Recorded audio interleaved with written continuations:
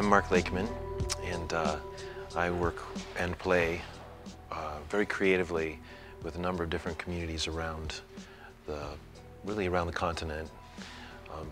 I'm mostly having fun with the Planet Repair Institute, City Repair Project, and Communitecture, Architecture and Planning. What we do is really challenge the assumption that we are powerless to address our local conditions with an awareness that if we really create great stories, that people will talk about their experience. So these are stories about people in their own places, acting up largely on their own behalf, but then very quickly cultivating a civic sensibility. People find themselves becoming activists without even thinking of themselves in that sense. So we've been very, very lucky and very strategic, very successful. So we decided to create an outreach vehicle which we called the T-Horse, Mobile Public Gathering Place. Somebody had a truck, it was broken. Amazing. We had a neighbor who was a mechanic. People had cups and forks and saucers. There was an old camp stove, and for 45 bucks we fixed the truck and sent it out into the city, this ephemeral gathering place. And we were kind of thinking, how are we going to get Americans off the couch? Okay, how about this? A huge mobile butterfly-shaped cafe serving free dessert. Would that work? Okay, so it goes around the city, bringing people out into block parties, parking lots, public parks, wherever it's called. 20 minutes later, it's all set up. Persian rugs and pillows spill out around the truck. It glows because it's transparent. It glows into the night, and people sit down around it and make music. Where would our pathways be if we once again saw them as journeys, as villagers do, instead of just ways, portals of coming and going? Wouldn't they traverse property lines because we felt more connected? We got so animated during that discussion, we actually went out and mowed down some fences and put in paths. Are we just passive consumers to somebody else's reality where we leave the home zone and go elsewhere to pay a ticket? Or are we generators of our own culture where we inhabit our village where we are? So we're doing things that are local, but they add up to systemic change. We inspire lots and lots of local actions in order to have a kind of multiplying effect where there isn't just one source of stories anymore. They're coming from all directions. And I think the secret to our success, there are many of them, but one of them is that we're having an immense amount of fun at the same time. People are really establishing their own sense of personal economy and collaborative economy with each other.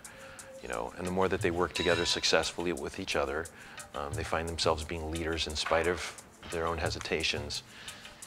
They're really thriving together and creating new forms. That what is enormous is whatever can catalyze the involvement of many, many more people that come to identify creatively in terms of a symbolic identity with place. So, for instance, if you create a bench project or a small building that involves many families and children, and they all feel that their fingerprints and their stories are woven into it, okay, look, what I mean is this is big.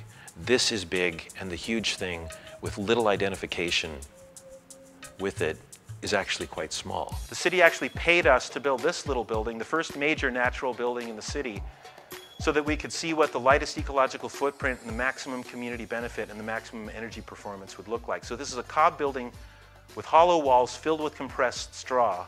It basically cost us only about $500 to build, and we had several thousand left over. Because of all the sharing, we basically did it for almost nothing. But we tore up grass and we put in gardens wherever you see the green, the light green, and then the dark green are food forests, shade gardens and orchards, all around the block. This is a guy's house who doesn't even like to garden, so he gave us his yard for the garlic patch. This is the biomass collection program. On that particular block I'm showing you, none of the biomass goes away to a dump or it goes in a green bin. It gets chopped up and folded back in because one of our basic responsibilities as humans is to build soil, you know, as our people have done since they were microbes on this rock. Okay, this is where we got started here in Portland. Then we had these ephemeral events with our mobile tea house all over the city. Then we linked people together around the inner city 3 times.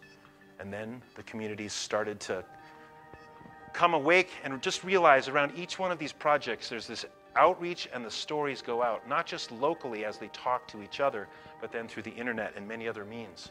So the impact starts to go to other cities as well, but it starts to look like this as it proceeds on and on and on, taking the city government and taking the bureaucracy and the county government and even impacting the state government. We're design activists, and we think that everyone is a designer, and that design is integral to democracy, in fact. If you can't understand your context and problem solve around it, then you're helpless. But if you can be a designer, design your own solutions, and come together with others that have those skills, then nothing can stop us. If we want to be immortal, it can't be through stuff, only through story. If like you benefact to and you give to your people, they will remember you as long as they can, and sing songs and write stories.